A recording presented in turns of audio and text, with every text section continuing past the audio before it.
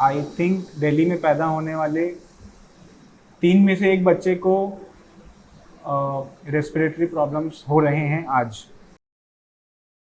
तो as a platform Shark Tank is not a very great platform for investors also. आपको ऐसा लगता है कि आने वाले टाइम में एयर प्यूरिफायर की जरूरत हर घरों में हो जाएगी? कब और कितना टाइम उसमें लगेगा?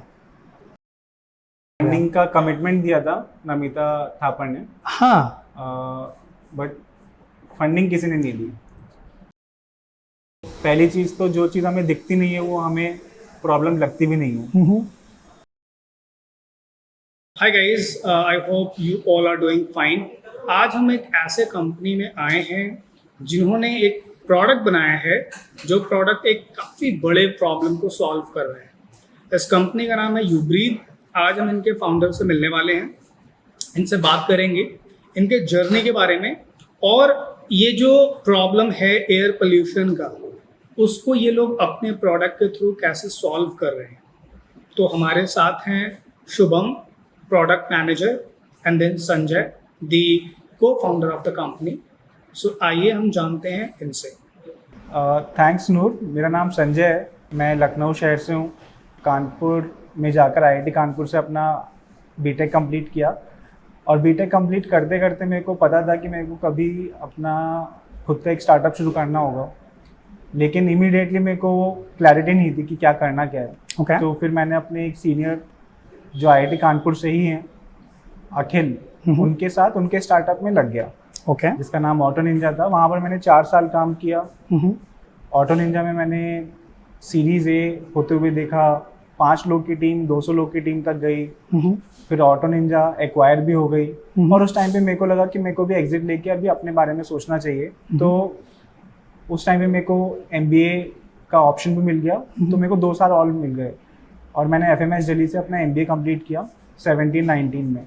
और MBA के दौरान ही मैंने इवेल्युएट करना शुरू कर दिया कि मेरे को अभी क्या करना होगा एज अ स्टार्टअप, किस डोमेन में मेरे को जाना है। एक वो पूरी जर्नी थी जिसमें डिसाइड करने में, पूरा डिसीजन मेकिंग में 6 महीना गया। Ultimately air pollution as a topic मेरे को बहुत अच्छा लगा, जिसमें मैं वैल्यू क्रिएट कर सकता हूँ ज़्यादा। तो वो चीज़ मैंने पिक की, वहाँ से फिर यूब्रीथ की जर्नी शुरू हुई। तो वैसे शुरुआत तो यूब्रीथ की 2019 से पहले हो गई थी, जब मैं अपने सेकेंड ईयर में ही था MBA में। कॉलेज के टाइम पे? कॉलेज के टाइम में। बट प्रैक्टिकली फिर जब मेरा कॉलेज कंप्लीट हुआ 2019 में, तो इमीडिएटली मेरा 3 तारीख को लास्ट डे था कॉलेज में, 4 तारीख को मैं गुड़गांव में था। यूब्रीथ में काम करना शुरू कर दिया था। तो मैंने अप्रैल 2019 से फॉर्मली यूब्रीथ में फुल टाइम शुरू कर दिया अपना काम। और 4 साल हो गए हैं यूब्रीथ में।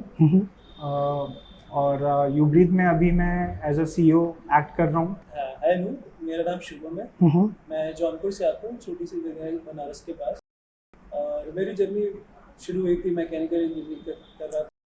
ये गाजियाबाद में कॉलेज था, Tier 2 कॉलेज था। वहाँ पे स्टार्टअप के बारे में बहुत ज़्यादा कुछ पता नहीं था, बट उस बीच एक सीरीज आई थी PVF की, PVF पिचेस करके। तो उसने मेरे को बहुत इंस्पायर किया था कि कुछ खुद से करना है, करना है। और सिंस मैं पूरा कोर डोमेन में काफ़ी इंटरेस्टेड था, तो फिक्स था मुझे कि टेक्निकल स्टार्टअप ही करना है। बट उस समय कुछ ऐसे कनेक्शंस नहीं बने कि मैं क्या प्रॉब्लम सॉल्व करूंगा, क्या करूंगा। तो इसलिए मैंने अपना टेक को और इवॉल्व करने के लिए मास्टर्स ज्वाइन किया। मैंने IIT रोपड़ से फिर मास्टर्स किया। जैसे ही मास्टर्स खत्म किया, उसके बाद कुछ टाइम बाद कोविड आ गया था। कोविड में ये एयर पोल्यूशन की प्रॉब्लम, बेसिकली कोविड कैसे फैल रहा था कि जो वायरस है हवा के कारण इधर उधर फैल रहा था। बिल्कुल। इससे ये संक्रमण बहुत ज्यादा फैल गया। तो उस समय इंडिया की पहली नेगेटिव प्रेशर एम्बुलेंस बनाई थी मैंने अपने IIT रोपड़ के प्रोफेसर्स के साथ मिलके। वो एम्बुलेंस की टेक इसके पहले चाइना और अमेरिका के पास थी। उससे क्या होता था कि वो कोविड के वायरसेस को फैलने से रोकता था। अच्छा। पेशेंट अगर एक पॉइंट से B पॉइंट तक जाता है, और उसमें हमें एनसिस एक बड़ी कंपनी है सॉफ्टवेयर की, उसने हमें फंड भी किया था इस प्रोजेक्ट के लिए। तो मुझे उस फील्ड में बड़ा इंटरेस्ट आने लगा, एयर पोल्यूशन और एयर का फ्लो कैसे होता है। फिर उसी बीच आया दिवाली में मेरे को एस्थमा की प्रॉब्लम इवॉल्व हुई। बहुत ज्यादा वो सीवियर हो गया था कि मैं चल नहीं पा रहा था, मैं सांस नहीं ले पा रहा था, बंद कमरे में था। तो उस डोमेन में बहुत काम कर रहा था, तो इसलिए फिक्स किया कि मैं अब इस एयर पोल्यूशन की प्रॉब्लम को ही सॉल्व करूंगा। ताकि खुद तो मैं जो झेल रहा हूँ उसको क्लोजली रिलेट कर पाऊँ लोगों को, एम्पैथी के साथ सॉल्व करना है। राइट तो राइट जैसे ही कोविड खत्म हुआ, मैं लोगों से मिलना शुरू किया जो एयर क्वालिटी पे काम कर रहे हैं। उसी बीच लिंक्डइन पे मैं काफी दिन से संजय का वर्क फॉलो कर रहा था। ओके तो संजय से ऐसे ही डिस्कस कर रहे थे कि मैंने क्या किया है, संजय क्या कर रहे हैं। फिर हमने साथ में मीटिंग फिक्स की, मैं गया। काफी इंट्रीगिंग लगा कि एक सस्टेनेबल सोल्यूशन को कैसे लेकर आए ताकि वो चीज नेचुरली लोगों को ईज आउट करेगी पोल्यूशन। बिल्कुल बिल्कुल। तो फिर मैं और संजय साथ में 2020 के आखिरी से काम करना शुरू किया। अभी मैं head of product and innovation हूँ बुटीक में। ओके प्रोडक्ट और रिसर्च रिलेटेड सारे काम मेरी और मेरी टीम। ओके, तो आपने इनको लिंक्डइन से देखा था, राइट? तो लिंक्डइन से पहले आपकी जान पहचान नहीं थी? दूर दूर तक कहीं नहीं। ओके, सो लिंक्डइन पे आप इनके काम को देख रहे थे and then you connected with him. Okay fine. Meeting में क्या बात हुई थी, अगर मीटिंग के बारे में अगर कुछ मैं पूछूं तो? मीटिंग में मेन तो बात हुई थी कि मतलब ऐसी क्या मीटिंग थी कि आपने बात करी और इन्होंने आपको ऑनबोर्ड कर लिया? 2-3 पार्ट में डिवाइडेड थी मीटिंग। हाँ। फर्स्ट था कि मुझे करना ही क्यों है स्टार्टअप, ठीक है, क्या क्यों तुम इस प्रॉब्लम से क्लोजली रिलेट करते हो। वो तो एकदम एग्जैक्ट था कि मैं इस तरह से झेल रहा हूँ तो मुझे ठीक है, करना ही है। ठीक है। हमारे साथ नहीं तो मैं खुद से भी करूँगा, बट ये प्रॉब्लम को मैं सॉल्व करूँगा। दूसरा था कि इस डोमेन की एक्सपर्टीज, तो उस डोमेन में मैंने ऑलरेडी गवर्नमेंट के साथ मिलकर इंडिया की पहली पेटेंटेड नेगेटिव प्रेशर एम्बुलेंस बनाई थी जो Okay, हमने yes. टेली को भी गिफ्ट की हुई है। अच्छा। हाँ, तो उस डोमेन में एक्सपीरियंस था मेरा। और थर्ड था कि मैं थोड़ा डरा हुआ था उस टाइम की स्टार्टअप करना है, क्योंकि घर से आया था मैं। बिल्कुल। और क्यों क्या मिडिल क्लास घर है, हाँ। उनको चाहिए सैलरी आती रहे। राइट, बिल्कुल, हर महीने के एंड में सैलरी आते रहे। जी हाँ, कुछ जी नया हाँ, करना मतलब बहुत ही वैसा सीन रहता है। तो बिल्कुल। मेरे पास ऑफर भी थे कि एक था कि पीएचडी का ऑफर था हाँ। स्विट्जरलैंड से। हाँ। दूसरा था उस समय मैं एक जॉब कर रहा था, रिसर्च इंजीनियर था। वो कंपनी मुझे यूएस भेज रही थी। ओके ये दो ओके, ऑफर छोड़ के अगर मैं कुछ फिर से जीरो से शुरू करूं तो बिल्कुल। parents के लिए बिल्कुल बिल्कुल एक्सेप्टेबल नहीं हो सकता, राइट? और मुझे भी डर लग रहा था कि अच्छा। एकदम नई चीज और हेड ऑफ प्रोडक्ट करना, मतलब प्रोडक्ट को जीरो से बनाना, कुछ बिल्कुल। R&D हो रखी थी बिल्कुल। कुछ प्रोडक्ट्स के, बट और उसको स्केल करना है कैसे करोगे, तो इन सब चीजों में मोस्टली बहुत बात होगी। ओके, और आपने इनको ऑन बोर्ड करा। इनका एंगल मैंने सुन लिया, अब अपना एंगल आप बताइए। सही है। नहीं, एक ये इंटरेस्टिंग पॉइंट भी है एक्चुअली किसी भी स्टार्टअप की जर्नी में। तो स्टार्टअप की जर्नी में 2 या 3 या सिंगल फाउंडर अपना काम शुरू करते हैं और बहुत जल्दी उनको रियलाइज होता है कि एक इंसान बहुत लिमिटेड अमाउंट ही काम कर सकता है। अगर आपको कोई बड़ा काम करना है लाइफ में, it can not be done by a single person. तो आपको एक ग्रुप ऑफ पीपल चाहिए जो एक सिंगल माइंड के साथ एक चीज को रिपीटेटिवली करें, तब जाके कोई बड़ी चीज आप कर पाओगे। तो मैं इन जनरल हमेशा ही लुकआउट पे रहता हूँ। मेरे को कोई अच्छा इंसान दिखता है तो मैं उसको अपनी एक पाइपलाइन में डाल देता हूँ। ओके, कि कभी चांस मिलेगा तो उसके साथ मैं काम करूँगा। ठीक है। तो शुभम के साथ वो जो एम्बुलेंस वाला प्रोजेक्ट शुभम ने मेंशन किया, वो बहुत ज़्यादा बड़ा प्रोजेक्ट है। मतलब वो बहुत ही ज़्यादा यूनिक और बड़ा प्रोजेक्ट है। इंडिया में तो ऐसा हुआ ही नहीं है और मतलब एग्जीक्यूट करना तो दूर की बात है, ऐसा सोचना भी बहुत मतलब थोड़ा रेयर है। तो मेरे को बहुत ज़्यादा इंटरेस्टिंग लगा कि एक लड़का रोपड़ जैसे शहर में छोटी सी टीम में कोविड के टाइम में जब कुछ भी नहीं हो रहा है, रूम पे बैठ के कैसे आप लोगों ने ये सब कर लिया। तो वहाँ से मेरे को बहुत इंटरेस्टिंग लगा कि शुभम से मिलते हैं।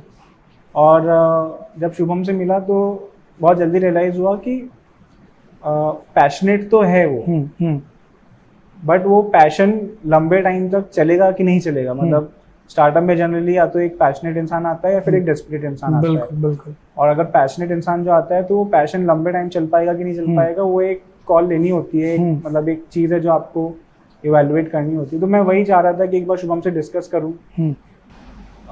लंबे टाइम के लिए चलेगा ही नहीं चलेगा, वो बहुत ईजी था मेरे लिए जानना। ओके, कि 2 बड़े ऑफर उसके हाथ में हैं। ओके, अगर वो हाँ, एक थी स्विट्जरलैंड वाली, एक इसका पीएचडी ऑप्शन था पीएचडी वाली, हाँ जी, और दूसरा इसकी कंपनी यूएस भेज रही थी। राइट। तो अगर एक इंसान ये 2 बड़े ऑफर छोड़ के स्टार्टअप करने का मन बना सकता है बिल्कुल, तो आई एम श्योर एक कैलकुलेटिव रिस्क है। और वो 1 साल के बाद फिर पलटेगा तो नहीं। तो बहुत इजी था मेरे लिए वो चीज़ इवेलुएट करना। तो मतलब बीच में एक पॉइंट आया भी था जब शुभम ने बोला था कि थोड़ा सा ट्राई करके देख लें दोनों ओके या कुछ कर सकते हैं, तो बहुत सिंपल था कि अगर कुछ अच्छा करना है तो आप उसको हाफ हार्टेडली नहीं कर सकते। राइट राइट तो हाँ, तो ऐसे अपना पूरा कॉन्वर्सेशन रहा, और ये कॉन्वर्सेशन एक दिन का नहीं था, जी। ये कॉन्वर्सेशन आई थिंक 1 से 2 महीना तक चला। अच्छा 1 से 2 महीना तक चला। ओके हाँ, मतलब किसी इंसान को तुरंत ही PhD हाँ, नहीं, छुड़वाना, बिल्कुल बिल्कुल वो भी और, बहुत बड़ी हाँ, चीज़ है। हाँ, तो काफ़ी इंटरेस्टिंग था, बट हाँ within a month we decided कि यार इसको करते हैं साथ में। चलो इनका तो मुझे समझ में आया कि ये प्रॉब्लम फेस कर रहे थे, राइट? Right. वो एस्थमा का problem, right? And then he wanted to do something in that, कि जो बाकी के लोग हैं, जो और करोड़ों लोग जो प्रॉब्लम फेस कर रहे हैं, उनके लिए कोई सोल्यूशन बना सके, राइट? आपके दिमाग में ये आइडिया कैसे आया? सही है। तो मेरे दिमाग में नूर ऐसा था कि मेरा खुद का एक स्टार्टअप मैंने as a core team member किया हुआ था 4 साल, ओके और मेरे को 10 साल का भी एक्सपीरियंस हो गया है, और 10 साल में मैंने सिर्फ और सिर्फ स्टार्टअप में ही काम किया है। ओके मेरे को कॉर्पोरेट में काम करने का 0 एक्सपीरियंस है, तो एक डिसेंट नॉलेज है स्टार्टअप इकोसिस्टम की, क्या चीज़ें अच्छी हैं, क्या चीज़ें अच्छी नहीं हैं, मेरे को पर्सनली किस तरह की चीज़ें एक्साइट करती हैं। तो जो एक इंजीनियर का माइंडसेट रहता है, सिलेक्शन बाय रिजेक्शन, वैसे ही मैंने भी शुरू किया अपना। जब जैसे मैंने बताया था MBA के दौरान 6 महीना लगा मुझे सिर्फ ये डिसाइड करने में कि मेरे को करना क्या है। तो एक प्रॉब्लम स्टेटमेंट था कि स्टार्टअप करने का मन है, ठीक है, और I am also in a good place in life कि मेरे को उस तरह का भी ऑब्लिगेशन रिस्पॉन्सिबिलिटीज नहीं है कि मैं कर सकता हूँ 2-4 साल अपने पे इन्वेस्ट, बट कहाँ करना है। तो उसको एज अ प्रॉब्लम लिया, चीज़ें हटाई जो मेरे को नहीं पसंद है, तो फिर निकल के आया कि मेरे को ऐसी प्रॉब्लम्स जो बहुत ही जिसका टैंजिबल इम्पैक्ट आप देख सकते हो, okay, and you know which are real problems which people might be facing, वो चीज़ें मेरे को बचपन से ही बहुत ज़्यादा अट्रैक्टिव लगी हैं। मतलब कि बहुत छोटी छोटी चीज़ें भी हो सकती हैं कि किसी का मान लीजिए घर में कुछ बाइक ख़राब हो रखी है और महीने से पड़ी हुई है, कोई ठीक नहीं कर पा रहा है, तो उसको ठीक कर दिया, ऐसी चीज़ें। तो ये सब चीज़ें मेरे को अच्छी लगती थी, जो रियल प्रॉब्लम्स हैं, टैंजिबल चीज़ें जो आप देख सकते हो, वर्सेस कि आपने सॉफ्टवेयर कुछ बना दिया। अब लोगों की लाइफस्टाइल में, हैबिट्स में कुछ चेंजेस लाने हैं आपको, जो आप शायद इवेल्युएट कर सको, शायद ना कर पाओ, तो मेरे को वो चीज़ें बहुत क्लिक नहीं कर रही थी। तो यहाँ से फिर वो माइंड मेकअप शुरू हुआ। बहुत क्विकली रियलाइज़ हुआ कि और एक और फैक्टर बहुत दिमाग में चल रहा था कि मेरे को ना बहुत रूरल प्रॉब्लम्स बहुत ज़्यादा अट्रैक्टिव लगती हैं, ओके, बट मेरा एक्सपीरियंस नहीं है। ओके, मैं पूरी लाइफ शहरों में रहा हूँ, तो ऑल्दो मेरे को मन था कि कुछ रूरल प्रॉब्लम्स को पिक किया जाए, ठीक है, और मतलब 60-70% अपनी पॉपुलेशन रूरल पॉपुलेशन ही है। हाँ, तो मार्केट भी बड़ा है, इम्पैक्ट भी अच्छा है, बट मैं कनेक्ट नहीं कर पा रहा था। तो फिर अर्बन सिटीज़ की रियल प्रॉब्लम्स को मैंने आइडेंटिफाई करना शुरू किया। 3 फंडामेंटल एलिमेंट रहते हैं, फूड, वाटर और एयर। ओके, यहाँ तक मैंने अपने आप को लेके आया, ठीक है, कि ये 3 सेगमेंट में कुछ कर सकते हैं। ठीक है। Air as a topic, as a domain बहुत टाइम से अनटच्ड है, राइट। इसमें थोड़ी सी आप अगर डीप रिसर्च करोगे तो रियलाइज़ होगा कि जो पोल्यूशन कंट्रोल बोर्ड है, सेंट्रल पोल्यूशन कंट्रोल बोर्ड, इनका एस्टैब्लिशमेंट अर्ली 80s में हो चुका था। मतलब तब से अपने को पता है कि दिल्ली जैसे शहरों में या फिर डेवलपिंग मेट्रो सिटीज़ में पोल्यूशन का प्रॉब्लम हो रहा है, इस वजह से एक ऑर्गेनाइजेशन बनाई गई। बट उसके अगले 40-50 साल तक कितना हमने उसमें ग्रो किया, क्या वो पोल्यूशन कंट्रोल में आया या फिर बढ़ता ही जा रहा है, वो एक अलग क्वेश्चन है। तो रियलाइज़ किया कि ये एक ऐसा डोमेन है जहाँ पर एज इंजीनियर मैं बहुत ज़्यादा वैल्यू क्रिएट कर सकता हूँ। बिजनेस के पॉइंट ऑफ व्यू से इट्स अ डोमेन जो अगले 50 साल तक ग्रो करने की एक्सपेक्टेशन है, स्पेशली इंडिया में जो मतलब खुद एक डेवलपिंग नेशन है अभी, तो हम लोग को अभी काफ़ी टाइम तक इस चीज़ के लिए काम करना पड़ेगा और काफ़ी सारे चैलेंजेस भी आएंगे उस तरह से। मतलब अभी आने वाले टाइम में सारी रूरल पॉपुलेशन अर्बनाइज हो रही है, बहुत सारी सिटीज़ अर्बनाइज हो रही हैं, तो ये प्रॉब्लम्स अभी क्रिएट रहेंगी। तो इस तरह से एक कैलकुलेटिव थॉट था कि एयर पोल्यूशन को एक्सप्लोर किया जाए, और as a engineer can I drive the change in this domain. तो ये माइंडसेट के साथ मैंने इसमें काम करना शुरू किया। ओके। एक पैरेलल जो दिखता है वो दिखता है आपका वाटर प्यूरिफायर्स के डोमेन से। इंडिया में वाटर प्यूरिफायर्स का काम अर्ली 90s में शुरू हुआ था। उससे पहले लोगों को लगता था कि यार पानी तो पी रहे हैं, तो अभी तुमने आके मेरे को वाटर प्यूरिफायर्स का क्यों बताया। बिल्कुल बिल्कुल। तो वाटर प्यूरिफायर्स में भी 10 साल लगे उनको ये चीज़ स्टैब्लिश करने में कि नॉर्मल पानी से आपको प्रॉब्लम्स हो सकती है। बहुत सारी इंडिया में मतलब महामारियां भी हुई हैं गंदे पानी की वजह से। तो 10 साल लगे उस अवेयरनेस को आने में। टेक्नोलॉजी भी साथ साथ डेवलप हो रही थी। पहले हम लोग घड़े वाला फिल्ट्रेशन करते थे, फिर ड्रिपिंग वाला फिल्ट्रेशन आया, फिर एक्वागार्ड आया, फिर यूवी आया, फिर यूवी प्लस आरओ आया। अब जाके एस्टैब्लिश हुआ है कि हाउस होल्ड पर्पस के लिए या कई सारे कमर्शियल पर्पस के लिए यूवी प्लस आरओ एक एस्टैब्लिश टेक है। बिल्कुल। बट इस जर्नी में 15-20 साल लगे हैं। तो ये सेम जर्नी मेरे को था कि air pollution, air purification domain में किसी को तो करनी पड़ेगी। अभी इस टाइम पे आप अगर जाओगे तो आप रियलाइज करोगे कि बहुत कम लोग हैं जो टेक्नोलॉजी पे फोकस कर रहे हैं एयर पोल्यूशन डोमेन में, कि एक ऐसी टेक बनाई जाए जो हर घर में, हर ऑफिस में, हर एक इंसान को एक्सेसिबल हो, बहुत इकोनॉमिकल हो और हर एस्पेक्ट में it can become the ultimate technology. Right. So उस माइंडसेट के साथ बहुत कम लोग काम कर रहे हैं। तो वो एक गैप है। उसी गैप में मेरे को था कि हम लोग आते हैं as a group of engineers, as a group of passionate people जो ये प्रॉब्लम को खुद भी रिलेट कर पाते हैं और कंसिस्टेंटली उसी पे ही काम करते हैं। 5 से 10 साल की जर्नी तो कहीं नहीं गई है, बट आइडिया है कि ऐसी टेक बनानी है जो इस डोमेन में अल्टीमेट टेक्नोलॉजी बने एंड आने वाले टाइम में सबसे ज़्यादा रेलेवेंट टेक हो। तो उस माइंडसेट के साथ आई स्टार्टेड वर्किंग। तो अभी अगर मैं ये पूछूं कि आपके प्रोडक्ट का जो टारगेट एरिया है, ठीक है, वो कौन सा है? क्योंकि अभी भी जो रूरल एरियाज हैं वहां पे तो क्लाइमेट मेरे ख्याल से ठीक है, नहीं वो भी खराब है, बहुत खराब है। अच्छा वो भी खराब है। नहीं हम तो यही जानते हैं कि गांव वगैरह में या फिर जो टियर 3-4 सिटीज है वहाँ के क्लाइमेट ठीक होते हैं, हवाएं अच्छी होती हैं comparatively I mean metro cities के। जैसे दिल्ली का हम लोग देख लो कितना खराब है, राइट? हाँ। अभी पटना का भी न्यूज में आया था कि पटना भी बहुत ज्यादा खराब हो गया। वो मेनली कंस्ट्रक्शन वहाँ पे काम चल रही है मेट्रो की, जिस वजह से पूरा खराब हो रखा है। एंड देन कानपुर का भी कुछ दिन पहले आ रखा था न्यूज में, राइट?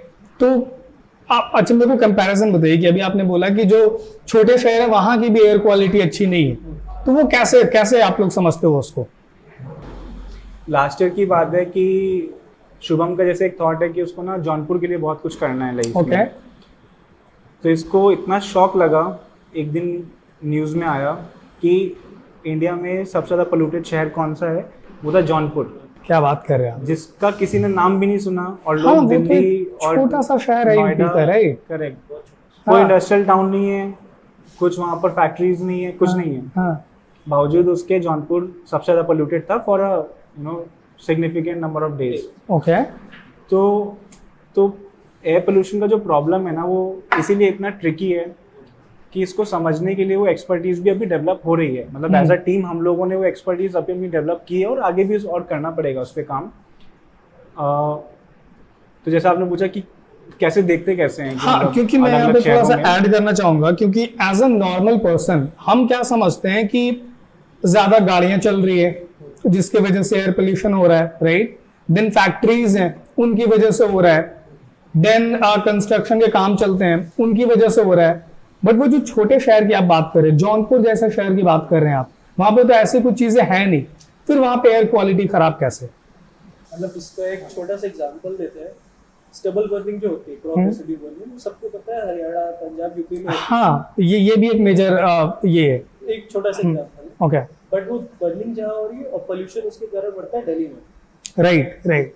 बर्निंग बहुत दूर है, बिल्कुल, हाँ। और जहाँ पोल्यूशन एकदम से बढ़ जाता है वो बहुत दूर है। कारण क्या है? हवा का फ्लो। ओके। तो जो सीजन होता है नवंबर, दिसंबर, जनवरी, इसमें बर्निंग होती है, उस समय क्या होता है, हवा टॉप टू बॉटम में आती है। मतलब हाँ, पंजाब से चलती है और इस साइड आती है, यूपी की साइड आती है, ठीक है। तो बीच में ऐसा जोन बनता है दिल्ली के आसपास कि सारी की सारी हवा वहाँ स्टैग्नेंट हो जाती है। ओके। और इस वजह से पोल्यूशन लेवल बहुत बढ़ जाता है, और इसी में फिर फॉग होता है, फॉग प्लस जो स्मोक होता है, स्मॉग बना देते हैं, ठीक है। तो सेम चीज होती है कि जैसे जौनपुर का एग्जांपल है, तो उस पे मैंने और रिसर्च की जानने के लिए कि जौनपुर में क्यों? है ऐसा। हाँ बिल्कुल। तो वो समझ में आया कि उस समय बनारस के आसपास हाईवे बन गए थे, शायद आपको याद होगा कि तो बहुत तेजी से हाईवेज बन रहे थे, कंस्ट्रक्शन बहुत ज्यादा था और विंड पैटर्न उस समय ऐसा था कि बनारस से जौनपुर होते हुए कानपुर के साइड जा रहा था। ठीक है। तो इसलिए जौनपुर के आसपास इतना ज्यादा पोल्यूशन था, लगभग 60-70 किलोमीटर के रेंज में, कि वो सारा पोल्यूशन जौनपुर में बढ़ा रहा है। ठीक है। तो विंड पैटर्न जो होते हैं वो बहुत ज्यादा रोल प्ले करते हैं कि एक जगह पोल्यूशन दूसरे जगह पे कैसे जा रहा है और वहाँ कैसे रुक रहा है। तो इस तरह से हर बार वेरिएबल रहते हैं बहुत सारे। ओके। तो इसमें अगर एक बस छोटा सा ऐड करूं तो मतलब जो हम लोग की भी लर्निंग रही है कि जो एयर पोल्यूशन है, मतलब एक स्टेटमेंट याद कर लेना चाहिए मेरे को लगता है सब लोग को। एयर पोल्यूशन एक हाइपर लोकल प्रॉब्लम है। ओके। मतलब कभी अगर आप पूछें कि इंडिया की एयर पोल्यूशन प्रॉब्लम्स को बताओ तो गलत क्वेश्चन है। अच्छा। आप इतने बड़े एरिया का एक पॉइंट ऑफ व्यू से प्रॉब्लम नहीं असेस कर सकते हो। हाँ, तो जैसे बनारस का अगर प्रॉब्लम देखना है तो बनारस के एनवायरमेंटल फैक्टर्स, बनारस के अंदर क्या हो रहा है, उस तरह की चीजें समझ के बनारस की प्रॉब्लम्स आप समझ सकते ठीक है। तो उस तरह से आपको हाइपर लोकल तरीके से ही इसको इवैल्यूएट करना पड़ेगा। ओके। तो दिल्ली का पोल्यूशन प्रॉब्लम अलग है, मुंबई का अलग है। आपने नोटिस किया होगा आजकल मुंबई की भी एयर क्वालिटी बहुत ज्यादा खराब है, जो कि लोगों को सरप्राइजिंग है बिकॉज मुंबई समुद्र से सटा हुआ है। बिल्कुल। लोगों को लगता था कि जो भी पोल्यूशन है वो चला जाता होगा। अच्छा।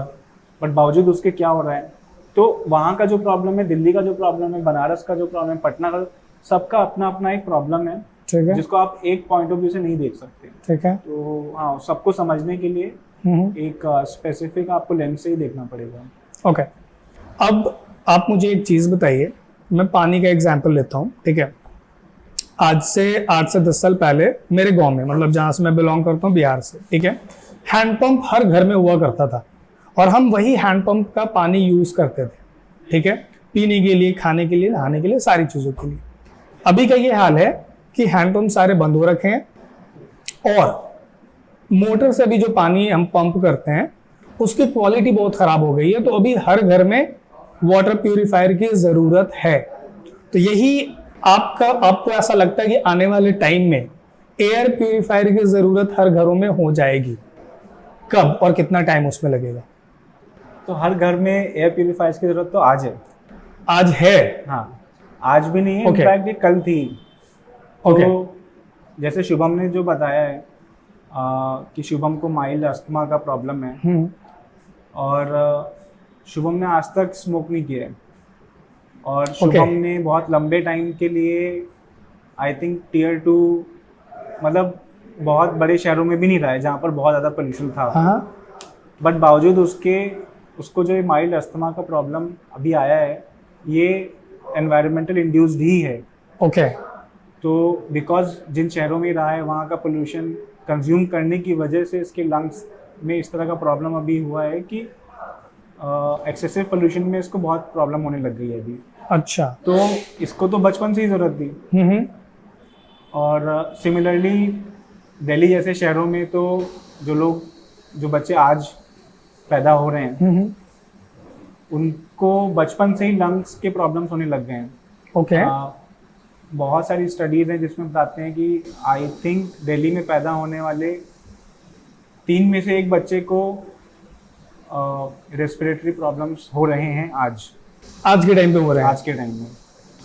और मतलब ये तो एक अलग रिसर्च का टॉपिक है कि इसकी वजह से लॉन्ग टर्म इफेक्ट क्या होते हैं। बिल्कुल बिल्कुल। बट बहुत सारे लोग इस पे ऐसी बातें भी करते हैं कि overall growth, even average height बच्चों की कम हो रही है। इस तरह के भी ऑब्जर्वेशंस लोग एसोसिएट करना शुरू कर दिए हैं। अच्छा। ओवरऑल ग्रोथ ही आपकी इम्पैक्ट हो रही है। बिल्कुल बिल्कुल। तो एयर प्यूरिफायर्स तो आज भी ज़रूरत है हर एक घर में, स्पेशली मेट्रो सिटीज़ में तो बहुत ज़्यादा ज़रूरत है। और आने वाले टाइम में तो डेफिनेटली मतलब जिस तरह से अवेयरनेस बढ़ेगी तो आने वाले टाइम में इसका आपको दिखेगा कि it will become a necessity.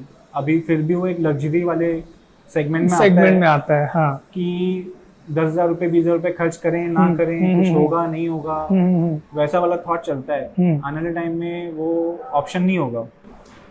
तो मुझे एक बात बताइए कि जब प्रॉब्लम इतना बड़ा ऑलरेडी है, मुझे लग रहा था कि आने वाले टाइम में होगा, बट आपके मुताबिक प्रॉब्लम ऑलरेडी है, और दिल्ली का जो आपने डेटा बताया, राइट, तो ये अवेयरनेस अभी भी इतनी कम क्यों है?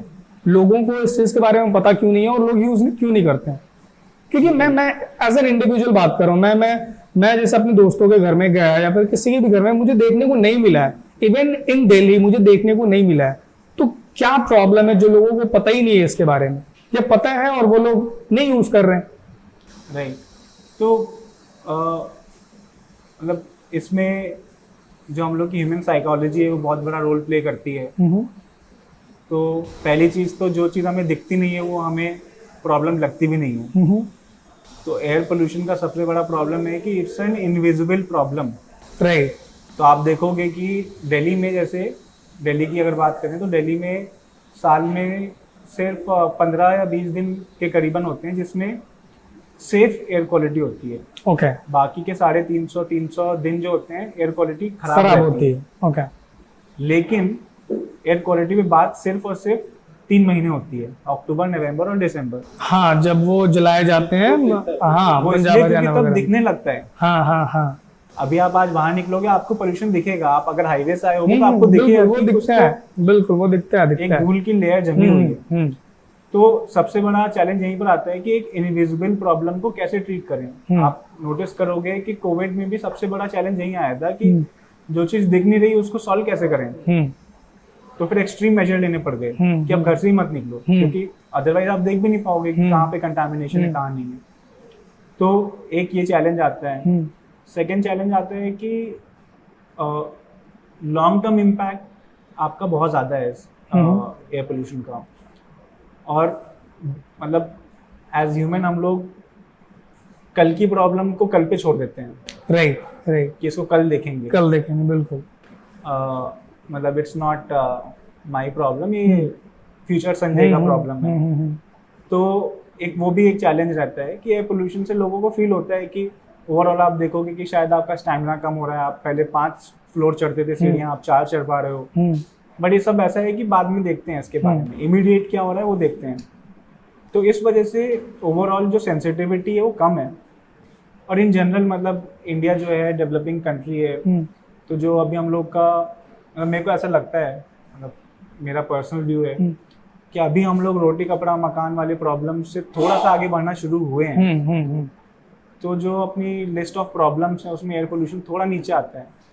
इसीलिए आप देखोगे कि जो डेवलप्ड कंट्रीज हैं, क्योंकि उनकी बेसिक प्रॉब्लम्स ऑलरेडी सॉर्टेड हैं, उनके लिए बहुत सेंसिटिव टॉपिक है। ओके। इसमें एक पॉइंट है, बिल्कुल जो lack of awareness of cause and effect है। तो अभी जो कॉज एयर पोल्यूशन, उसका इफेक्ट सिर्फ मोस्ट लोगों को लगता है कि ब्रीदिंग इश्यूज। अच्छा। बट जो इफेक्ट में आता है वो कार्डियोवास्कुलर डिजीज में सबसे ज्यादा है। अच्छा। हार्ट अटैक्स वगैरह केसेस बहुत बढ़ते हैं। दूसरा है टाइप 2 डायबिटीज। ओके। ये सब रिसर्च में आई है। और फिर जो बच्चों का कॉग्निटिव ग्रोथ हो रहा है, कि उनकी सोचने की क्षमता कैसे बढ़ती है, ये 3 बहुत बड़े एस्पेक्ट है जिसका अवेयरनेस ही नहीं लोगों को। राइट। ये होता है तो इसकी बात भी नहीं होती है, डायलॉग्स नहीं होते इसमें। बिल्कुल। तो ये बहुत बड़ा कारण लगता है मुझे कि लोग उसको हल्के में लेके चल देते हैं कि सांस का इशू है, कल ठीक हो जाएगा। फिर थोड़े दिन ठीक होगा, फिर पोल्यूशन आएगा, फिर खराब होगा, फिर ठीक होगा, बट उसको जाएंगे। बट जो मेजर इश्यूज आ रहे हैं उसके बारे में ही नहीं पता होता है। ओके। अगर मैं प्रोडक्ट की बात करूं, अब आते हैं प्रोडक्ट के ऊपर पे। मुझे समझना है कि एज अ कंज्यूमर, ठीक है, अभी आपने प्रॉब्लम बता दी है कि इतने सारे एयर पोल्यूशन की वजह से प्रॉब्लम हो रहे हैं। अब मुझे आपका प्रोडक्ट क्यों लेना चाहिए? एक middle class man, as a middle class man, अगर मुझे जरूरत है इस प्रोडक्ट की, मुझे ये चीज समझ में आ गई, बट सारे एस्पेक्ट को देखते हुए, ठीक है, कितने लंबे टाइम में एयर पोल्यूशन से मुझे प्रॉब्लम होने वाली है, या फिर उसको नजरअंदाज भी कर दूं कि चलो वो बाद की बात है, तब देखेंगे। लेकिन जो अभी डेटा आपने बता दिया मुझे, उससे मुझे थोड़ी सी डर मेरे दिमाग में आ गई अभी कि भाई इतनी ज्यादा दिक्कत है, मुझे पता ही नहीं था, मुझे लग रहा था आने वाले कल में होने वाला है, बट प्रॉब्लम आज है। तो मुझे आपका प्रोडक्ट अगर लेना है तो क्या क्या वजह होनी चाहिए डर के अलावा? तो एक इंटरेस्टिंग फैक्ट आपको बताता हूँ। आज की तारीख में एक सिंगल एयर प्यूरिफायर ऐसा नहीं है जो इंसान अपने लिए खरीदते हैं। ओके वो या तो अपने बच्चे के लिए खरीद रहा है, या अपने पार्टनर के लिए ले रहा है, या अपने पेरेंट्स के लिए ले रहा है, या किसी को गिफ्ट कर रहा है बिल्कुल एज अ गुड जेस्चर। अपने लिए वो डर जो है वो इतना बड़ा डर भी नहीं है, क्योंकि डे टू डे लाइफ में आप उतना इम्पैक्ट नहीं फील करते हो, बट आप अपने सामने वाले के लिए बड़े फिक्रमंद रहते हो। तो जनरली जो अभी मार्केट का ट्रेंड है वो यही है कि आप के घर में अगर या तो 0 से 15 साल का बच्चा है कोई, या फिर आपके घर में कोई 45 ईयर्स से ज़्यादा का इंसान है, आपके पेरेंट्स हैं, या फिर कोई आपके गार्डियन है जो आप जिनकी केयर करते हो, तो ऐसे घरों में और ऐसे सेगमेंट के लिए ये ऑप्शनल नहीं बचता है एयर प्यूरीफायर लेना, बिकॉज आपको वो चीज़ डे टू डे में फील होगी। ओके आपको दिखेगा, अगर आप अपने बड़े बुजुर्गों के साथ रहते हो तो उनका डेली लेवल पे खांसना बढ़ चुका होगा, ब्रीदिंग थोड़ी डिफिकल्ट हो चुकी होगी। सिमिलरली बच्चों के साथ भी आप देखोगे कि उनका फ्रीक्वेंट बीमार पड़ना, नाक चोक हो जाना, ओवरऑल आपको फील होगा कि जिन घरों में प्यूरीफायर्स हैं, जिन घरों में नहीं हैं, दोनों के घरों में, मतलब इस पे एक बहुत अच्छी बीबीसी की रिसर्च भी है कि एक बच्चा जो एक्सट्रीम पोल्यूशन से एक्सपोज है वर्सेस जिसको कुछ प्यूरिफिकेशन का सुविधा उपलब्ध है, डे टू डे लाइफ में ही बहुत ज़्यादा फर्क आ जाता है। ओके तो करेंटली मार्केट ट्रेंड यही बोलता है कि अगर आप इन दो कैटेगरीज में बिलोंग करते हो तो आप इमीडिएटली एयर प्यूरीफायर खरीद लोगे। ओके अपने लिए प्रॉबेबली आप थोड़ा सा लेटर स्टेज में ही खरीद पाओगे। बाकी मार्केट में जो प्रोडक्ट्स अवेलेबल हैं और यूब्रीथ में उनसे क्या एक्स्ट्रा या फिर जब मार्केट में और भी प्रोडक्ट्स अवेलेबल हैं सेम काइंड, राइट? हाँ, तो वो एक बार मैं चाहूँगा शिवम थोड़ा सा एक्सप्लेन। ओके तो प्रोडक्ट पे आने से पहले एक लाइन बताएंगे कि पॉल्यूटेंट्स क्या होते हैं, कौन से पॉल्यूटेंट्स बेसिकली कितने कितने पार्ट में डिवाइडेड होते हैं। ओके तो कोई भी ऐसी चीज़ जो एयर की क्वालिटी को खराब करे वो पॉल्यूटेंट। ओके तो पॉल्यूटेंट्स बेसिकली डस्ट पार्टिकल हो सकता है, उसको नापने के लिए PM2.5 PM10 का नाम देते रहते हैं। ओके दूसरा होता है गैशियस पॉल्यूटेंट जो कुकिंग वगैरह से आता है या एग्जॉस्ट से आता है, तो होता है COX, NOx, SOx इस तरह का। ओके फिर आते हैं TVOCs, total volatile organic compounds. ऐसे बेसिकली वो स्प्रेस, पेंट्स, फेविकोल इन सब में होता है। हाँ तो वो क्या करता है, उस पर हीट पड़ती है तो वो लिक्विड से गैस बन जाता है, सॉलिड से गैस बन जाता है, हाँ तो और वो एक जगह रुका रह जाता है, बिल्डअप हो जाता है। ओके फिर आते हैं आपके बायोलॉजिकल पॉल्यूटेंट, जिसमें जैसे कोविड हुआ, ओके ये हुआ। फिर मोल्ड्स, घरों में मोल्ड्स लग जाते हैं सीलन की वजह से, हाँ पेट्स के डेंडर्स। तो ये सारे पॉल्यूटेंट्स हैं, पॉलन, हर एक पॉल्यूटेंट से अलग अलग तरह की डिजीज होती ओके है, और मोस्टली रेस्पिरेटरी होती है, कार्डियोवैस्कुलर होती है, एलर्जी जो आती है स्किन एलर्जी पॉलन से, ओके और कोविड की वजह से, कोविड हुआ था कोविड वायरस की वजह से।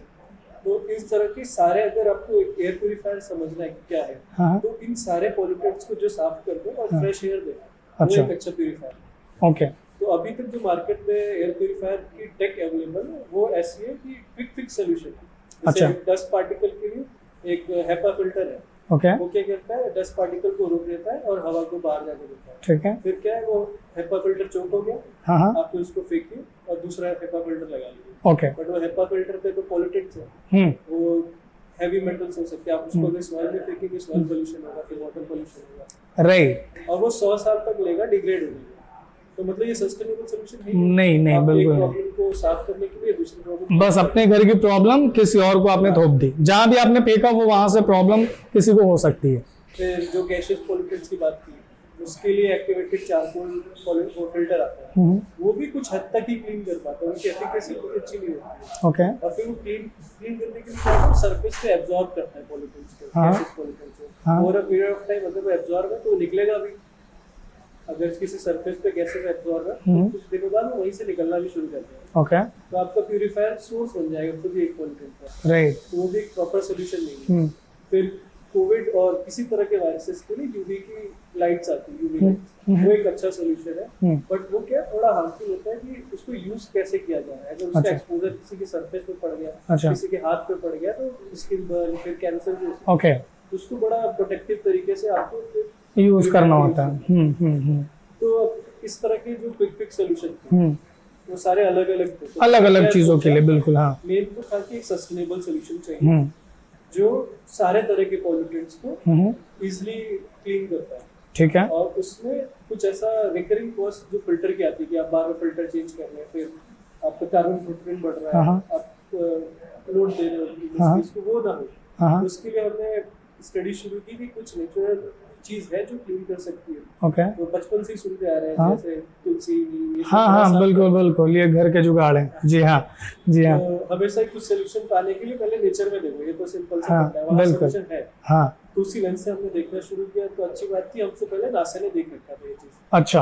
हाँ, कि 1986 में उन्होंने एक प्रॉब्लम पे काम करना शुरू किया कि उनका स्पेसक्राफ्ट था, हाँ। वो जब स्पेस में जाता है उसमें फिल्टर्स लगे रहते हैं। ओके। तो क्या है, कुछ टाइम बाद चेंज करना पड़ता है, तो उनके स्पेसक्राफ्ट का लोड बहुत बढ़ जाता है कि एक्स्ट्रा फिल्टर्स ले जाओ। ठीक है। उन्होंने कुछ ऐसा सोचा। प्लस यूरोपियन कंट्रीज में कुछ ऐसे सस्टेनेबल सोल्यूशन चाहिए था जो VOCs को रोक पाए, क्योंकि वहाँ पे एनर्जी एफिशिएंट होम्स बनते हैं, तो बहुत क्लोजली पैक होते हैं ताकि अंदर की गर्मी बाहर न जाए। हीटर्स वगैरह यूज करते हैं और वुडन होम्स होते हैं, उसमें पेंट्स होता है, फेविकोल बहुत यूज होता है, तो VOCs की प्रॉब्लम बहुत रहती है और सारे रूम में इंडोर एयर क्वालिटी खराब होती है। तो उन्होंने इस पे रिसर्च की और पाया कि कुछ प्लांट्स ऐसे हैं कि वो VOCs को बहुत अच्छे से क्लीन करते हैं। ओके, कुछ प्लांट्स। ओके। और वो प्लांट्स स्पेसिफिकली जो टेस्ट हुआ था नियॉन पोथोस पे हुआ था, स्वीट पोटैटो पे हुआ था। अच्छा। तो इन्होंने अपने रिसर्च पेपर के आखिरी में रिकमेंडेशन दिया कि ये प्लांट्स फ्यूचर स्पेसक्राफ्ट और फ्यूचर एनर्जी एफिशिएंट होम्स में यूज किया जाएगा। ओके। तो वहाँ से ही हमने पिक किया। कुछ यूरोपियन साइंटिस्ट ने स्टडी को ऑलरेडी पिक किया हुआ था कि क्या ऐसा फैक्टर है कि प्लांट एक प्यूरिफायर का काम कर रहा है। तो उन्होंने पाया कि कॉन्ट्राडिक्टरी टू एनीवनस बिलीफ कि हमें लगता है कि प्लांट की लीफ हवा साफ कर रही है, बट ऐसा नहीं होता। प्लांट के जो रूट्स होते हैं वो रूट्स ही 90 to 95% हवा साफ करते हैं। ओके। उस रूट रीजन में क्या होता है, माइक्रो ऑर्गेनिज्म, जो छोटे छोटे माइक्रो ऑर्गेनिजम्स होते हैं वो ग्रो करते हैं और वो पॉल्यूटेंट्स को एज अ फूड लेते हैं, एज अ न्यूट्रिएंट लेते हैं और उसको छोटे छोटे सिंपलर पार्ट में तोड़ते हैं और प्लांट को एज अ खाना देते हैं। प्लांट की एनर्जी साइकिल इस तरह देती है। ठीक है। तो उसके लिए हमें क्या करना पड़ेगा, पहले ढेर सारी हवा को अगर आपने प्लांट भी ऐसे रख लिया तो हवा नहीं साफ करेगा, क्योंकि हवा रूट तक तो जा ही नहीं, बहुत टेस्ट की जा रही है। तो इसलिए अगर आपका रूम 150 स्क्वायर फीट का है तो आपको 2000-3000 प्लांट लगाने पड़ेंगे कुछ अच्छे रिजल्ट देखने के लिए। अच्छा। तो उसी सोल्यूशन को हमने प्रोडक्ट के फॉर्म में, टेक के फॉर्म में सोचा कि इसको कैसे घर में यूज किया जा सके। ओके। तो हमने अपनी रिसर्च में पाया कि अगर वॉल्यूम ऑफ एयर, जितनी volume of air micro organism से इंटरेक्ट करेगी, जितने ज्यादा देर तक करेगी उतना ही अच्छा क्लीनिंग होगी, उतना ही पॉल्यूटेंट्स माइक्रो ऑर्गेनिज्म खा पाएगा या नहीं पाएगा रूट में, ताकि वो खाता रहे थोड़ी देर। ओके। तो टेक जो हमारा ब्रीदिंग रूट्स टेक्नोलॉजी है, इसमें हमने वही किया है कि जो हवा है, जो ब्रीदिंग है, मतलब सांस लेना, तो रूट्स को हमने ज्यादा से ज्यादा सांस दी, मतलब ज्यादा हवा दी है। अच्छा। ताकि वो माइक्रो ऑर्गेनिजम्स जल्दी पॉल्यूटेंट्स प्यूरिफायर के अंदर आते हैं उनको रोक ले, ठीक है, एज अ फूड खाते रहे और फ्रेश एयर देते हैं। ठीक है। तो ये प्रॉपर एक हमारा जो प्रोडक्ट है वो सारे तरह के पॉल्यूटेंट्स को ये किल करता है, राइट? ओके। ओके, ठीक है। और जो टेक है इसकी वजह से क्या हुआ है कि एक प्लांट 500 से 800 प्लांट के बराबर हवा साफ कर देता है। तो आप अगर कोई घर है जिसमें एक स्पेस है 100 से 150 स्क्वायर फीट तक, उसमें एक प्रोडक्ट आराम से पूरी हवा इनफ, राइट? ओके। तो आपके प्रोडक्ट कैसे कैसे साइजेस में आते हैं? क्योंकि मैं सामने देख रहा हूँ, मैंने जैसे आपके ऑफिस में देखा काफी अलग अलग साइजेस में ये अवेलेबल है, राइट? और मेरे को इसमें जो प्लांट भी दिख रहा है ना, वो थोड़ा डिफरेंट दिख रहा है। तो उसके बारे में आप बताइए, साइजेस में कैसे आते हैं, कौन से साइज का कितना एरिया कवर करता है या रूम कवर करता है? तो जो प्रोडक्ट के साइजेस आप देख रहे हैं वो छोटे से लेकर बड़े रूम साइजेस के लिए और डिफरेंट यूज केसेस के लिए। ठीक है। जो सबसे छोटा प्यूरीफायर है ये यूब्रिथ मिनी लाइट और यूब्रिथ मिनी क्लासिक है। उसका एक रिकमेंडेड रूम साइज है अराउंड 80 स्क्वायर फीट का। ओके। और उसका बेस्ट जो यूज केस है as a personal portable air purifier, मतलब अगर आप काम कर रहे हो ऑफिस में और डेस्क पे काम कर रहे हो, अपने बगल रख लो। आप सोने जा रहे हो तो आपका बेड के जो साइड टेबल होता है वहाँ रख लो, ओके, डाइनिंग टेबल पर रख लो जब खा रहे हो, तो उस तरह के हवा को आसपास के एयर को साफ कर पाएगा आराम से। ओके। और जो फिर उसके बाद हमारा और यूब्रिथ लाइफ है, तो ये प्रॉपर अराउंड 150 से 200 स्क्वायर फीट रूम साइज के लिए रिकमेंडेड है। ओके। डिपेंडिंग ऑन कि आपका घर में कितनी ओपनिंग्स है, कैसा है। ठीक है। और ये एक मैंने साइज बता दिया कितने दूर तक के पॉलिटेंट साफ कर पाएगा। इसका बेस्ट यूज केस है कि आपका घर एक इंडोर या सेमी ओपन स्पेस तक में, अच्छा उसके लिए बेस्ट है और हर तरह के पॉलिटेंट्स को हम क्लीन कर पाता है। अच्छा फिर आता है कि एक जैसे अगर हम देखें कोई कैफे हो गया या आप एयरपोर्ट पे जाते हो तो कोई सेमी ओपन स्पेस है, बड़ा सा एरिया, वहाँ की हवा कैसे साफ होगी, तो उसके लिए हमने बनाया यूब्रीथ फ्रेम। ओके और यूब्रीथ फ्रेम का अच्छा बात ये कि वो एक के साथ मॉड्यूलर अरेंजमेंट में वो पूरी वॉल को कवर कर सकते हैं, एक दो यूनिट को ऐसे जोड़ते टाइल्स की तरह। अच्छा तो जितने भी बड़े स्पेस को क्लीन करना तो वॉल माउंटेड एयर प्यूरिफायर है वो, और बड़े से बड़े स्पेस को वो कर करके क्लीन कर सकता है आप। ओके ओके, इसमें मैं अगर एक हाँ पॉइंट ऐड कर दूं, प्लीज प्लीज। तो अभी जैसे जो अवेयरनेस बढ़ रही है पोल्यूशन स्पेस में, अभी लोग उस स्टेज पे आ चुके हैं कि घर के अंदर एक एयर प्यूरिफायर्स की ज़रूरत है, बट वहाँ पर काफ़ी गैप हम लोग को फील हो रहा है कि लोग एयर प्यूरिफायर्स को वाटर प्यूरिफायर्स की जैसे ट्रीट कर रहे हैं कि अगर मेरे घर में वाटर प्यूरिफायर है तो अब सॉर्टेड है, अभी क्या करना है और पानी साफ मिलेगा।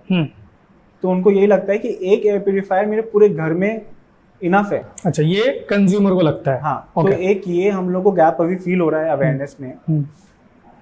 इसका जो आंसर है वो ये है कि आपको यूज केसेस देखने होंगे और उस हिसाब से अपने लिए कुछ प्रोटेक्टिव आइटम्स रखने पड़ेंगे अपने साथ। ओके तो आप अपना अगर लाइफस्टाइल पकड़ो तो आप रात में अपने बेडरूम में सोते हो, ठीक है, फिर मॉर्निंग में मे बी आप ऑफिस जाते हो, अपनी कार से जाते हो लेट से, तो कार में भी आपको एक्सपोज रहोगे पूरे रोड पोल्यूशन से। फिर ऑफिस आते हो तो ऑफिस में एक बहुत बड़ा ओपन स्पेस है, कोई ऐसे कन्फाइंड छोटे छोटे रूम नहीं है, बिल्कुल। तो वो एक अलग टाइप का इंडोर है। फिर मान लीजिए आप शाम में किसी फिटनेस सेंटर में गए या किसी जिम में गए तो वहाँ का शायद अलग प्रॉब्लम रहेगा। तो आपको अपने यूज केसेस पकड़ के देखने पड़ेंगे और उस हिसाब से अपने लिए कोई प्रोटेक्टिव एयर प्यूरिफायर्स या और कोई डिवाइसेस जैसे मास्क वगैरह लगाने पड़ेंगे। तो हमारा आइडिया वही रहा है कि हमारे प्रोडक्ट्स की पोर्टफोलियो हम ऐसे ही डेवलप कर रहे हैं जो आपकी लाइफस्टाइल में एक एक जगह पर they can come in and help you with the purification. तो आप अगर आप छोटे से कमरे में हो तो एक रूम एयर प्यूरिफायर है, जैसे आप एक बड़े स्पेस में हो तो एक वॉल माउंटेड प्यूरिफायर है हमारे पास जो एक बहुत ही बड़े स्पेस को कवर कर सकता है। देन मान लीजिए आप एक ऐसे स्पेस में हो जहाँ पर ऑलरेडी कुछ कुछ चीज़ें चल रही हैं, सेंट्रलाइज है, कंडीशनर है, बट आपको स्टिल एक एडिशनल कुशन चाहिए अपने लिए, तो एक डेस्कटॉप एयर प्यूरिफायर भी है। तो शुभम ने वही एक्सप्लेन किया, डेस्कटॉप एयर प्यूरिफायर में हमारे यूब्रीथ मिनी लाइट और क्लासिक आते हैं, रूम एयर प्यूरिफायर्स में यूब्रीथ लाइफ आता है, एंड देन बड़े स्पेसेस के लिए यूब्रीथ रेन है जो वॉल माउंटेड मशीन है। एंड बहुत सारे अभी यूज केसेस हैं जो अभी भी हम लोग टच नहीं कर पाए हैं। जैसे आपका गाड़ियाँ हो गई, तो कार एयर प्यूरिफायर्स अभी बनने शुरू हो गए, बट हम लोगों ने उस तरफ अभी अपना अटेंशन नहीं दे पाए हैं। और ऐसे और भी यूज केसेस हैं। किचन का जैसे एक स्पेसिफिक यूज केस आता है, इंडियन किचन सबसे ज्यादा पोल्यूशन का सोर्स है, सबसे बड़ा। बिल्कुल बिल्कुल बिल्कुल। जो छौंक लगती है उसके 2-3 घंटे तक घर के अंदर जिस तरह का पोल्यूशन रहता है, उसके लिए एक अलग डिवाइस ही चाहिए। अच्छा, वो हम लोग मतलब ऐसे ऐसे यूज केसेस हम लोग आइडेंटिफाई कर रहे हैं। वॉशरूम जैसे एक अलग यूज केस है। तो हर एक यूज केस के लिए वी वुड वांट कि एक स्पेसिफिक मशीन हो, एक प्यूरिफायर हो, और हम लोग उसी तरह से अपनी पोर्टफोलियो भी बिल्ड कर रहे हैं। ठीक जी, ठीक, ओके। आप लोग शार्क टैंक इंडिया सीजन 2 में भी गए थे, मैंने भी एपिसोड देखा, लाखों लोगों ने भी देखा, ठीक है। वहां पे आपने नमिता से फंड भी रेज करा, ठीक है, कुछ इक्विटी कुछ डेट, है ना। नमिता ने आपको फंडिंग दी, equity and then debt, right. I think 50 lakhs for 4%, 5% equity, right, and then 1 crore debt था, 10% के इस पे इंटरेस्ट पे, राइट। बाकी फाउंडर्स ने फंडिंग नहीं दी, या फिर उनको आपके मुताबिक आपके प्रोडक्ट में या आपके पिच में उन्हें क्या कमी दिखी जिसकी वजह से उन्होंने फंडिंग आपको नहीं दी, या फिर उनको ऐसा लगा कि इस प्रोडक्ट से बड़ा मार्केट या बिजनेस नहीं बनाया जा सकता है, या फिर आप लोग प्रॉब्लम ये काफ़ी बड़ा है, राइट, और लोग अभी अवेयर नहीं है, तो हो सकता है कि आप काफी पहले इस चीज में इन कर गए हो, और हो सकता है कि अभी से 8 साल 10 साल के बाद लोगों को इसकी ज्यादा जरूरत पड़ेगी, है ना? तो आपके मुताबिक क्या कैसा रहा एक्सपीरियंस, मतलब क्यों उन्होंने फंडिंग नहीं दी and then at the end Namita ने आपको फंडिंग दी? नूर, पहली चीज तो फंडिंग किसी ने नहीं दी। क्या बात बोल रहे हैं? फंडिंग का कमिटमेंट दिया था नमिता थापर ने, हाँ, बट फंडिंग किसी ने नहीं दी। ठीक है, उस पर हम आते हैं, फंडिंग क्यों नहीं दी और क्यों, क्या क्या रहा। ओके। तो मतलब शार्क टैंक में जो भी रहता है वो it's a commitment, it's not guaranteed कि वो फंडिंग होने वाली है। ओके। इनफैक्ट अगर आप थोड़ा भी स्टैट्स, थोड़ा सा रिसर्च मारोगे तो आप रियलाइज करोगे कि 5 में से 1 स्टार्टअप को फाइनली जो कमिटमेंट होता है वो फुलफिल होता है। बाकी 4 कमिटमेंट्स, अच्छा, 5 में से 1 का फुलफिल होता है? हाँ, मतलब 20% के आसपास का ही उसका सक्सेस रेशियो है। ठीक है। तो लेट्स से अगर शार्क टैंक में 20 लोग को ऑफर मिला, हाँ हाँ, तो उसमें से आई थिंक 4 लोगों टाइप का finally they get the funds ultimately. Okay. ऐसा क्यों है, क्या है, मतलब दैट्स अनदर क्वेश्चन। हाँ, but coming back to your question कि हमें सिर्फ नमिता थापर ने क्यों कमिटमेंट दिया और बाकियों ने क्यों नहीं दिया कमिटमेंट। सो मेरे को लगता है कि शार्क टैंक में जो शार्क्स थे, दे look at any idea from 2 point of view. Okay. One is it investable or not? ठीक है। And second one is it aligning to their portfolio और हाँ, ठीक है। no, not Okay. portfolio. Okay. Their personal brand. अच्छा। हाँ। तो as a platform, Shark Tank is not a very great platform for investors also. ठीक है। But investors who are also, maybe looking at, visibility for their own personal brand, or maybe, few more angles, it becomes a very lucrative option. इसी वजह से आप notice करोगे कि ज़्यादातर founders जिनकी कंपनी पब्लिक जाने वाली होती है, they try to come on Shark Tank. So that there is good PR happening. हाँ, इसीलिए अभी 3 नए शार्क्स आ रहे हैं। Azhar Iqbal, founder of Inshorts news app, ठीक है, रितेश अग्रवाल, फाउंडर ऑफ पोयो, and then Deepinder Goyal, founder of Zomato, right. ये 3 नए शार्क्स आ रहे हैं, ठीक है। आप, मेरा जो सवाल था उसका आंसर तो मुझे समझ में आ गया। यहाँ पे मैं ऐड करना चाहूंगा, मैं यहाँ पे न्यूट्रल रहना चाहता हूँ, ठीक है, क्योंकि मुझे आपका एंगल बिल्कुल सुनना है। कुछ महीने पहले ऐसे केसेस हमने इनके बारे में लिखे हैं, ठीक है, but personally I did not speak with them, ठीक है। They came on different media platform कि वो सीजन 2 में आए थे, they got commitment but they did not get funding.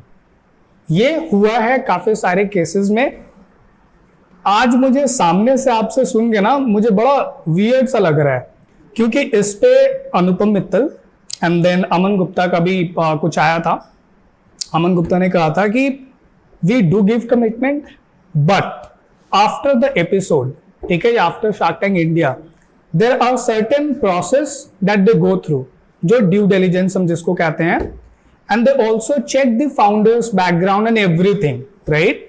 तो उनका यह कहना था कि अगर कुछ ऐसे फाउंडर को जिनको उन्होंने कमिटमेंट दे रखी है and later on they find out कि जो उन्होंने पिच के दौरान बताया था दैट डिड नॉट मैच, है ना, कि उन्होंने जो डेटा दिया था, फाइनेंशियल्स बताए थे या फिर फाउंडर की जो बैकग्राउंड थी, इन बेसिस के ऊपर में व्हेन दे फाइंड आउट कि there are a lot of changes, कि तब क्या था पिच के दौरान और अभी क्या है, उस वजह से वो फंड नहीं दे पाते हैं, ये उनका कहना था। सो आपके केस में क्या हुआ? आई मीन वो तो उनका था कि चलो ठीक है, ड्यू डिलिजेंस के टाइम पे उन्हें चेंजेस काफी दिख जाते हैं कि पिच के दौरान कुछ बोला गया था, अभी कुछ है ना।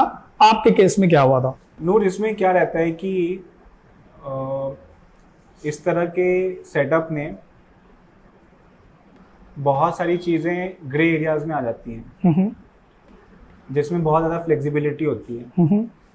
जैसे एक ग्रे एरिया है टाइमलाइन का, राइट।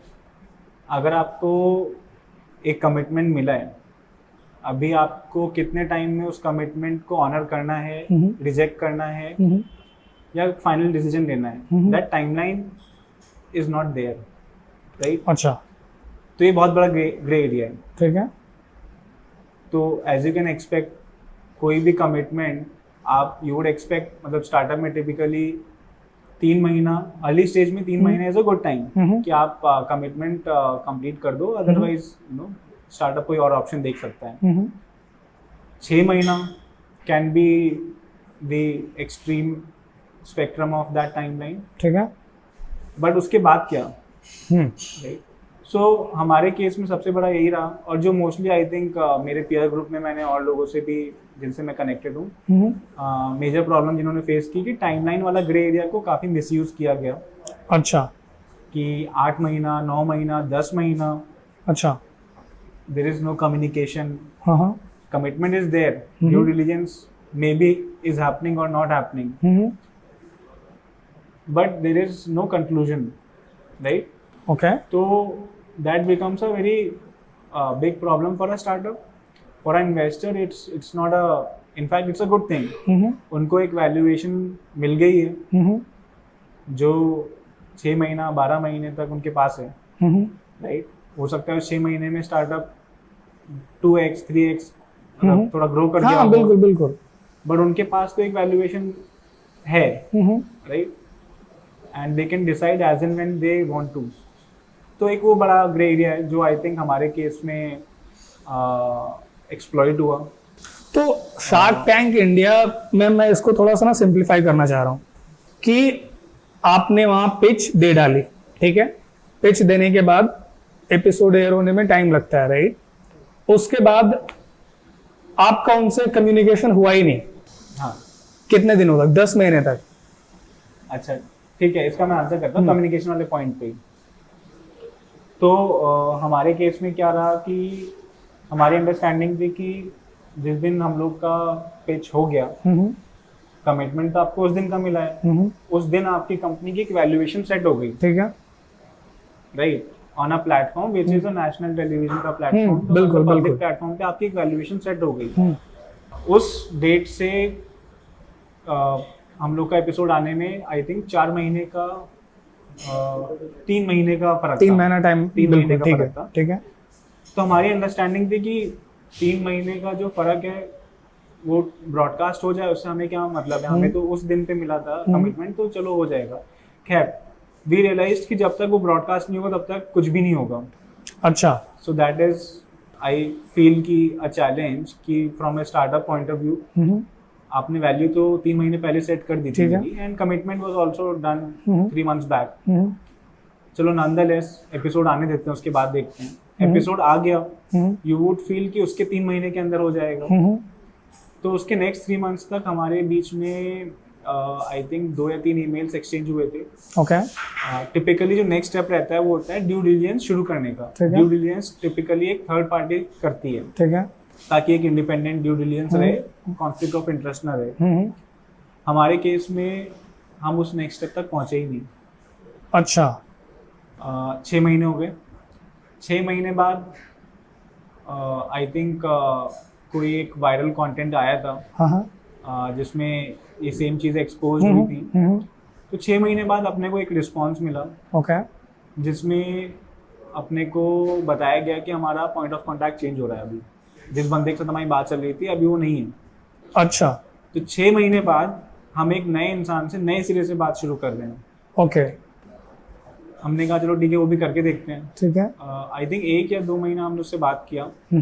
1 से 2 महीने में वी रियलाइज्ड कि उस बंदे का इंटेंट है नहीं इसको कंक्लूड करने का। ओके, हमारे केस में क्या हुआ कि उसने डील ही चेंज कर दी।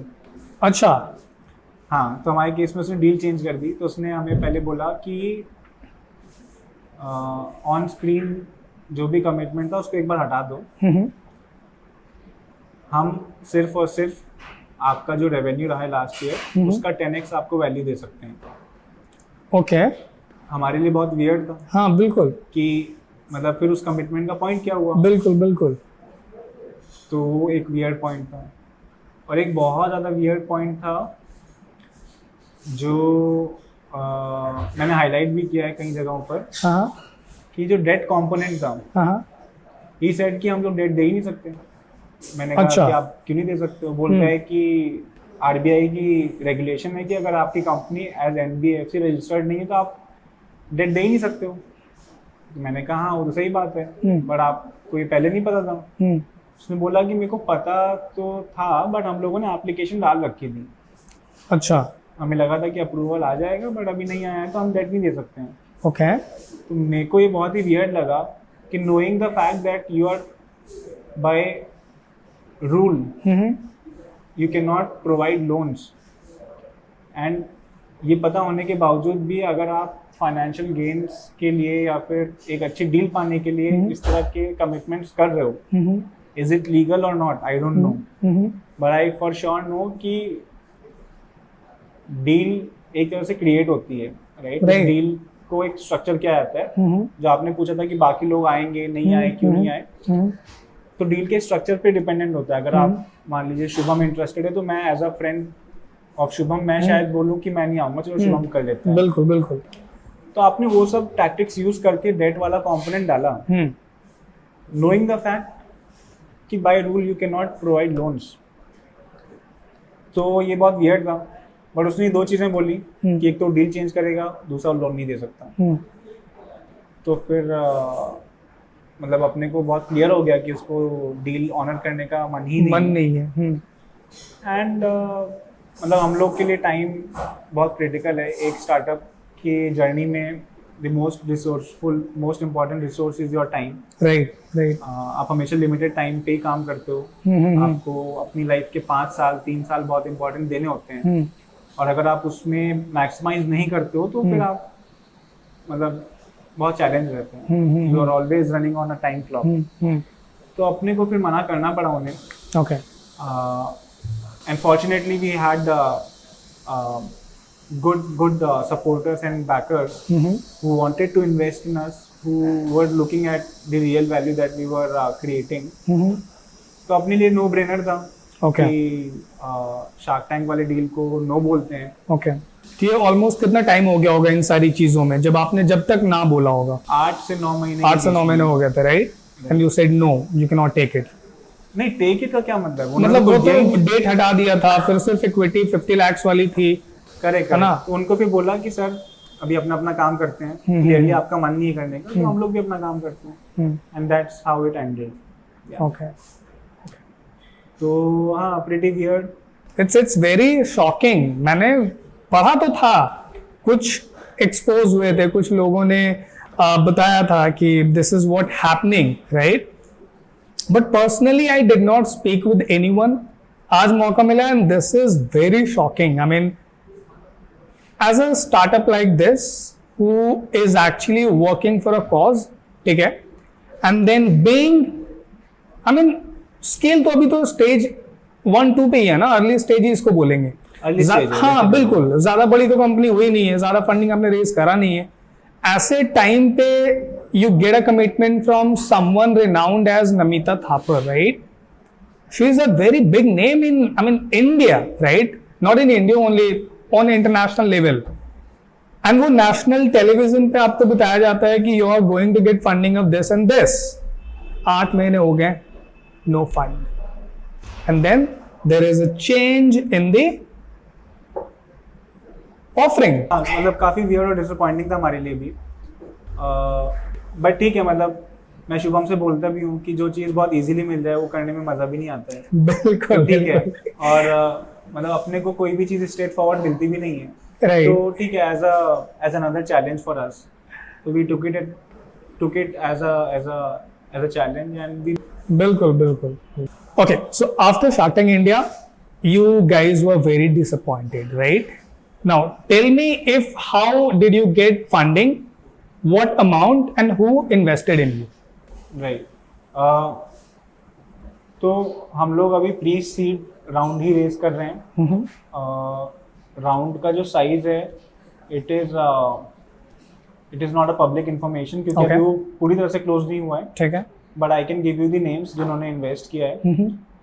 सो I mean we are very fortunate कि इंडिया के बेस्ट इंस्टीट्यूट्स ने हमें चूज किया as one of the companies that they would want to formally invest in.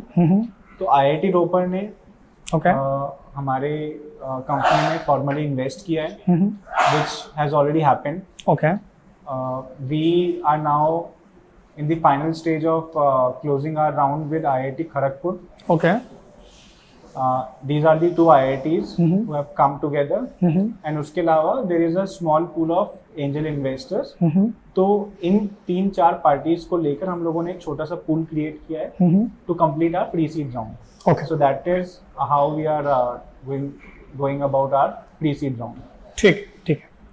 Okay, so from here, I mean from today onwards, where do you see your company, growing after 3 years or 5 years? Right.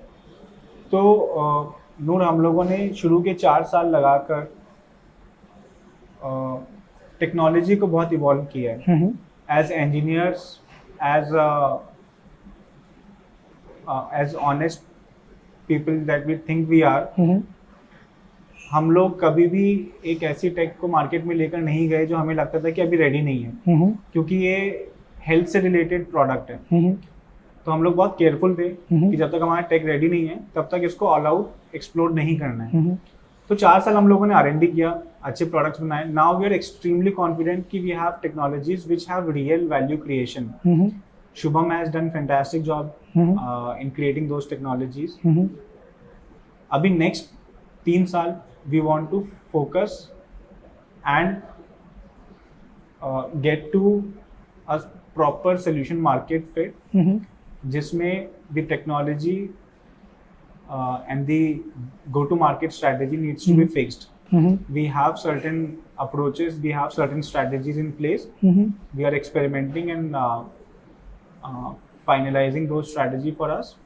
And in the next 3 years, we want to come to a point जहाँ पर हम लोग को पता है कि there is a business revenue model which really works with our technology, and we can then double down and really explode at that point in time.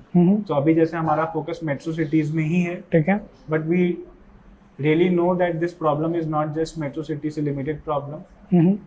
It's not even just Indian problem, it's a global problem. So वो सारे ambitions भी हैं हमारे, कि जैसे हमारा company का मोटो भी है क्लीन एयर फॉर एवरीवन. तो वहाँ तक हमें पहुँचना है, बट अभी हम लोग कोशिश कर रहे हैं कि हमारा रेवेन्यू मॉडल फिक्स हो जाए, हमारा गो टू मार्केट फिक्स हो जाए. So that is the next focus area for the next 3 years probably. Perfect. Fine. So thank you so much. It was nice connecting with you all. I got to learn a lot of things. And the main part that I got to know is, you're working for a cause, and that's really great. The problem that YouBreathe is working on, it's amazing. This is something that I wasn't aware. A lot of people like me are not aware, right, of the problem of air pollution. How is it happening? How is it causing a lot of problems? People are facing a lot of problems. And the company YouBreathe is solving that particular problem is commendable. So thank you so much once again. Maybe handshake. Thank you. Thank you so much, Noor, and it was lovely to come on your platform as well. बहुत मज़ेदार था because मैंने आप लोगों की भी journey देखी है, and it's very relatable for me as well. आप लोग की जिस तरह से टीम ग्रो कर रही है, and we are also on a very similar trajectory growth wise. So personally for me, very, very nice experience and rewarding experience, and amazing to be here. Thank you.